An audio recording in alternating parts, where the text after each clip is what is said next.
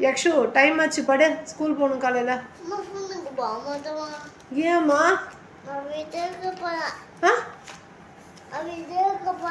வீட்டில் இருக்க போறியா வீட்டில் இருந்து என்ன பண்ணுவ